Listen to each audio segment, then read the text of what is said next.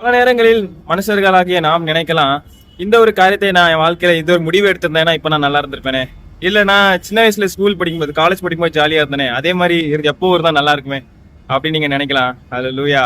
ஆனா ஆண்டவர் ஃபியூச்சர்ல தான் பெஸ்டானதை வைத்திருக்கிறார். அல்லேலூயா. அதாவது நித்திய ஜீவன், நாம் அவரை விசுவாசிச்சு இந்த உலக வாழ்க்கை முடிஞ்சு அவருக்குள்ள போவோம் இல்லையா, அந்த நித்திய ஜீவன் அதுதான் நம்முடைய டெஸ்டினியே. அல்லேலூயா. நித்தியமா அவர் கூட வாழ போறோங்கிறது தான் நம்முடைய நோக்கமே, முக்கியமான ஒரு பெஸ்ட் பார்ட்டே தவிர இந்த உலகத்துல பெஸ்ட் பார்ட் கிடையாது. அல்லேலூயா. எவ்வளவுதான் நீங்க நன்மைகளை இந்த உலகத்துல அனுபவித்தாலும் இது நிரந்தரமற்றது. என்னைக்கு வேணாலும் இந்த உலகத்தை விட்டு நம்ம போக தான் போறோம். அல்லேலூயா. நம்மளுடைய பெஸ்ட் பார்ட் எங்க வருது அப்படின்னா, நாம் இங்க இருந்து அங்க அவர் இடத்துல போய் சேரும் பொழுதுதான் வருது. அல்லேலூயா. அதே சமயத்துல இயேசு கிறிஸ்துவை விசுவாசியாம அவரை அறியாம ஏதோ ஒரு விதத்துல அவரை தேடாமல் போனதின் நிமித்தம் ஆண்டவர் அவர்களை நியாயம் தீர்க்கிறார். அவர்கள் அவருடைய ஒஸ்ட் பார்ட் நரகத்துல தள்ளப்படுகிறார்கள். அல்லேலூயா. ஸோ பாருங்க, அந்த ஒரு நடு கட்டத்துல நம்ம லைஃப் எல்லாருடைய லைஃபுமே இருக்கு. அல்லேலூயா. இப்போ நம்ம எல்லாருக்கிட்டையும் பேசலாம், எல்லார்கிட்டையும் பழகலாம். ஆனா வாழ்க்கை முடிந்து போனதுக்கப்புறம் நம்ம பரலோகத்துல ஆண்டவரோட போயிடுவோம்.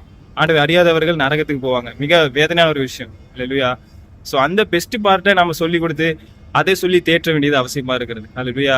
எல்லாருக்குமே பெஸ்ட் ஃபியூச்சர் தான் ஆண்டவர் வச்சிருக்கிறாரு. அன்னைக்கு சொன்னது போல நிகழ்காலமும் நம்முடைய கையில தான், வருங்காலமும் நம்முடைய கையில தான் ஆண்டவர் கொடுத்து வச்சிருக்காரு. ஆசீர்வாதமா தான் வச்சிருக்காரு. அல்லேலூயா.